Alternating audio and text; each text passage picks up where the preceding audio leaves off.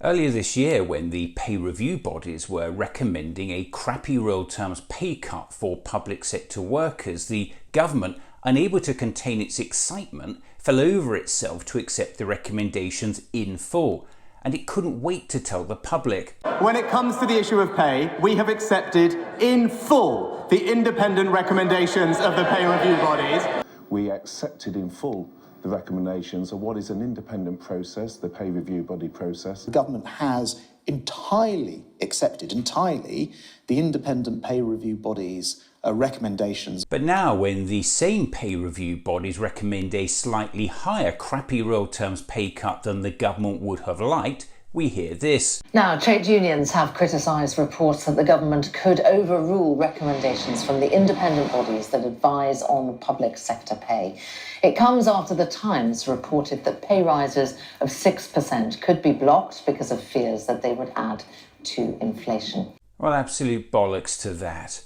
The 6%, which is rumoured to be the pay review body's recommendation, whilst still another crappy real terms pay cut, is significantly more than the 4.5% the government is presently offering teachers. And remember, that's on top of a whole decade of crappy real terms pay cuts. This is what the Education Secretary had to say about pay review bodies earlier this year.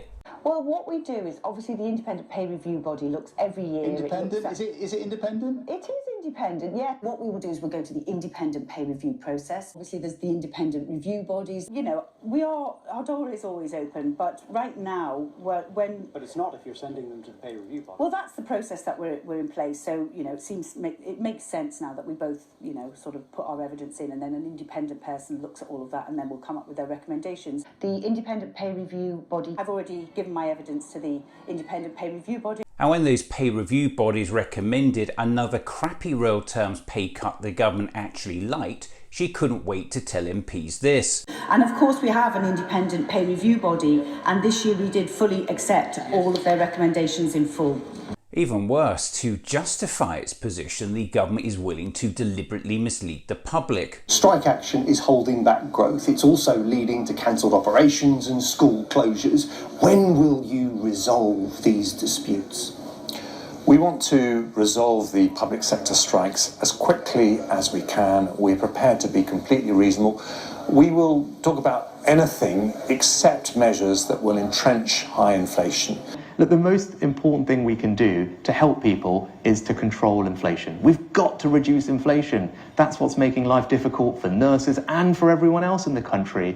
And a big part of how we are going to grip and reduce inflation is by having restraint when it comes to pay settlements. So, you know, one of the factors that we have to consider, particularly at a time of high inflation, is if we do inflation matching pay rises, that can actually drive inflation further. We also need to make sure that we don't fuel inflation. And one of the things we've been very focused on is to say that we're going to halve inflation this year. We need to get rid of the impact of inflation for everybody in the economy, not just pay, inflation busting pay rises to some sectors of the economy. It's absolutely shameless. It's a claim that's been completely rubbished by most expert economists, and they all know it. In fact, to use the Prime Minister's own words, the claim is complete economic illiteracy. What the government wants the public to believe is that our teachers, our nurses, our doctors and other public sector workers who kept this country going during the pandemic, who've already suffered more than a decade of crappy real terms pay cuts, must accept another crappy real terms pay cut so the government can bring down inflation. It's just complete bollocks. An outrageous scam which is being perpetrated by the government against public sector workers. The worst thing that we could do domestically would be to significantly increase public sector pay and then entrench inflation in the British economy. How are they getting away with this? It's not rocket science. Every time a member of the government spouts this bollocks, the interviewer needs to point out when a private sector company increases its wages, yes, that goes directly into the cost of making that product or service, and that might end up increasing the price. But that's not the case with public sector workers such as education and healthcare, which are free at the point of use. That means consumers do not pay for them directly, so they do not affect the inflation statistics.